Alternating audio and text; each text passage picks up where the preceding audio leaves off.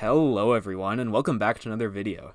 Boy, I sure miss saying that. It's been a while. It's been probably about a month since I've last uploaded, which is crazy, but hey, that's how the summer goes. I've been really busy and have not been able to find the time to upload. Been working at Jimmy John's, but hey, for those of you who don't give a fuck about my life and are just waiting for the video to start, sorry for the opening. I apologize to you. I love you all, and I really want to give you some good intellectual knowledge and talk about some ideas, as Rucka would say.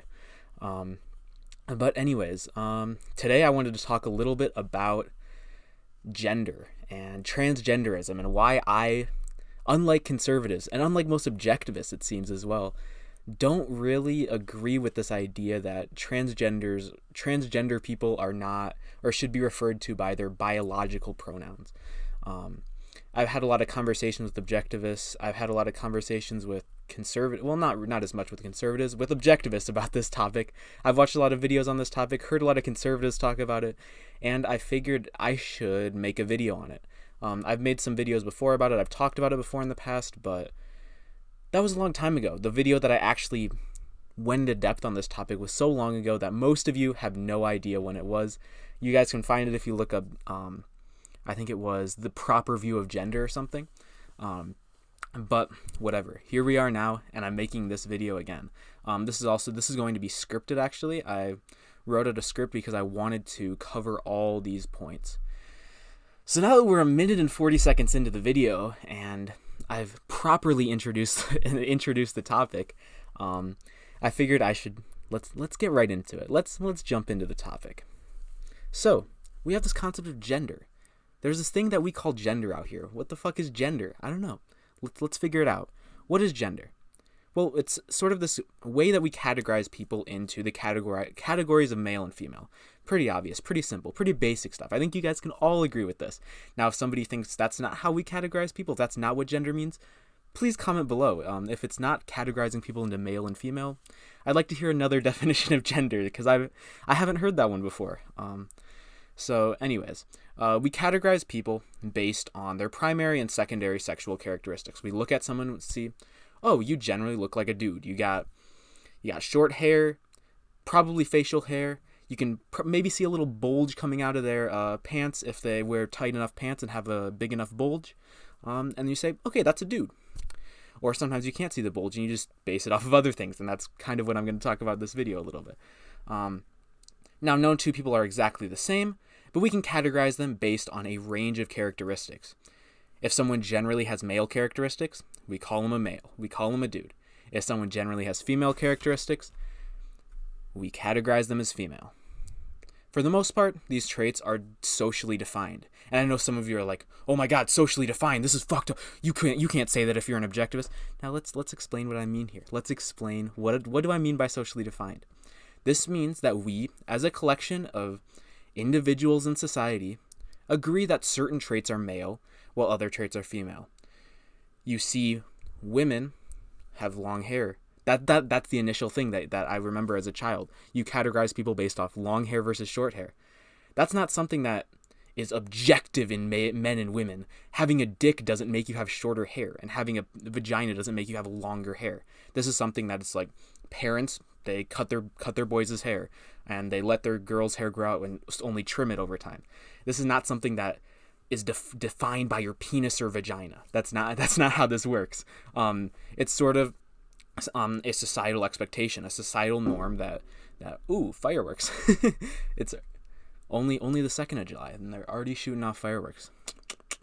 Going against the government there, guys. That's illegal. And you know how much I love government regulation of people's lives. But anyways, let us keep going. Let us keep going with this topic. I got lost in my thing. Okay, yeah, we were talking about the collection of... So we socially decide this. We socially decide what traits are male, what traits are female, etc. And what I mean by socially defined, individuals, they decide to follow certain social norms that are expected, and these social norms kind of create this concept of male and female. They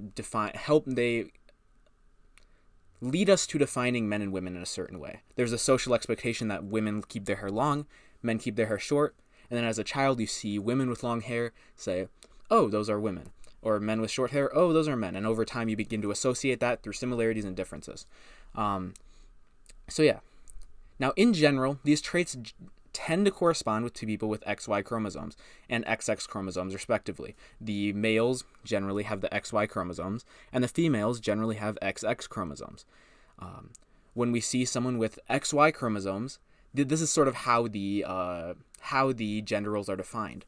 We see that people with XY chromosomes generally look a certain way, behave a certain way. People with XX chromosomes generally look a certain way, behave a certain way. So that's what we see generally.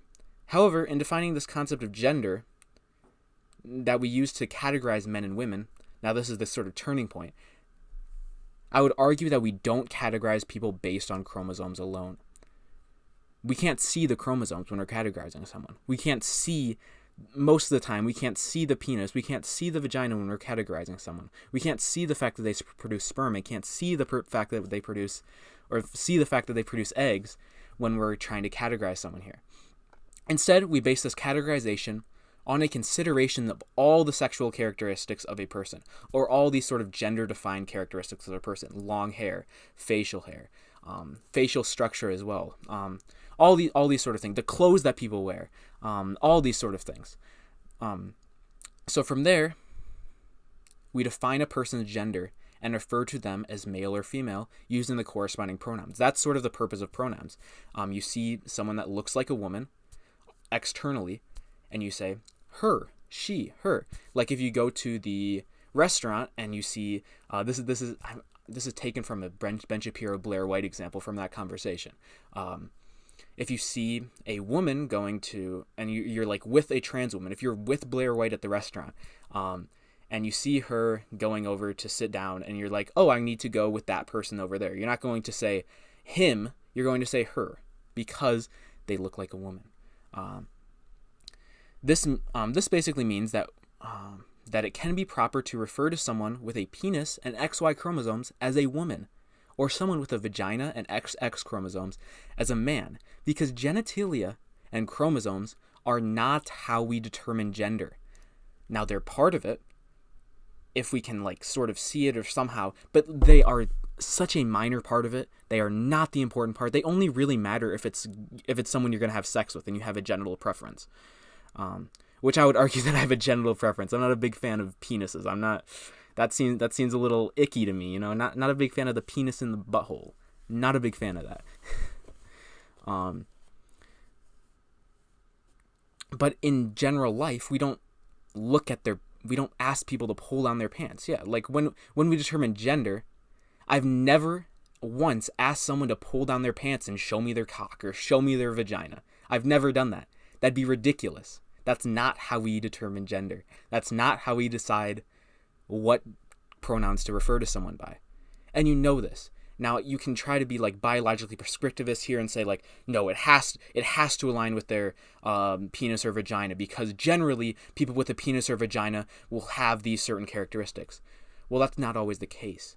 Certain characteristics, certain people with penises may generally fall in the category of females, may generally fall in that range. And as you know, if you understand how concepts are formed, if you know anything about epistemology, or especially objectivist epistemology, we categorize people based off of a range of all the traits, all the things that are similar to the certain concept. We group them in with that concept.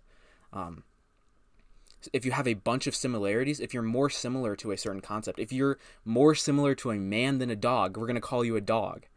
We're not gonna call you a dog. Sorry. If you're more similar to a man than a dog, we're gonna call you a man. that was a bad stumbling there. But that's how some of you guys be referring to this stuff. You see someone that's more similar to you see someone that's looks exactly like a human being, but oh, their ears are a little hairy, therefore they're a dog. Like, that doesn't make sense. It's the same thing. It's the same thing with sex and gender. You see someone with all these female characteristics, but then they have a penis. Then you refer to him as a man now? That doesn't make sense. They have all these other characteristics that you can actually see in the way that you determine gender. This is how we determine gender, through the characteristics that we see. So let's continue with what I was writing. which I might end up repeating a few things here. So instead of asking someone to pull down their pants when I'm trying to assess their gender, I just look at identifiable characteristics, which is equivalent to saying how they present themselves, their clothing, their hairstyle. As we advance technologically more, even their face structure can change, their nose structure. Oh, like their boobies can change. Like a dude can have someone born with a dick can have big boobies eventually because you can go get a boob job or something. So how you present yourself. These are the identifiable characteristics. So this fundamentally is why I think transgender people ought to be referred to by the pronouns that they identify with, be referred to as the gender that they identify with. Any other usage of pronouns does not correspond to the expressed characteristics of the person, and such a usage represents an incorrect categorization of the person based on their actual gender. Because, as I've explained, we identify gender with the expressed characteristics, with the way that a person presents themselves, and with the way that they identify, essentially. Because when you identify a certain way, that's how you present yourself. You present yourself as how you identify with. Now, there can be a sort of differentiation between the two. There can be people who may identify as a woman but don't present as that. But I would say that their gender is...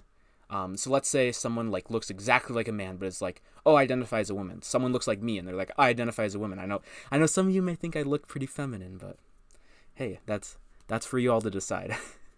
But some of you groypers, some of you more Nick Fuentes inclined people may think that I look pretty feminine, as I've seen from the comments. But I don't know, man. I don't know. The women disagree with you here, but whatever. That is what it is. Now I'm forgetting my train of thought. So yes, if someone looks exactly like me, super masculine, super fucking huge, yoked, big ass dick, I can't show it on camera because like, I don't want to get demonetized, you know. I don't get my channel taken down for porn, but trust me, it's huge. Trust me, it's huge. Don't worry about it. If I identified as a woman, if I said, oh, I'm a woman, I am a female, I wouldn't refer to myself as a woman. I would not expect people to refer to me as a woman, because I don't have the characteristics that would define me as that specific gender, as the female gender. But whatever, that is a whole nother case. That's a whole nother borderline case. I could get into that in a different video. I could talk about all this stuff more. And I would be absolutely down to debate somebody about this. If you want to come on, argue with me about this, I will fucking destroy you. I will destroy you in debate, as I've destroyed any other objectivist that's come my way, in this specific topic, in like voice chats on Discord and stuff. But anyways, enough with that video. I hope you all had fun. I hope you all enjoyed. And I'm glad you came back for another video. And let's get this video up to fucking 3 million views. If you like it, I'll give you this hat right here. This hat will be given straight to you. This is a John Bellion, The Human Condition, Beautiful Mind hat. I will mail this directly to you. Just post your address, your credit card number, with the 3-digit code on the back in the comments. Expiration date, don't forget that. Post all that in the comments. That's how we're gonna verify your like, and I will mail you this hat. So thank you all for watching, and I hope to see you all in the next video. Peace.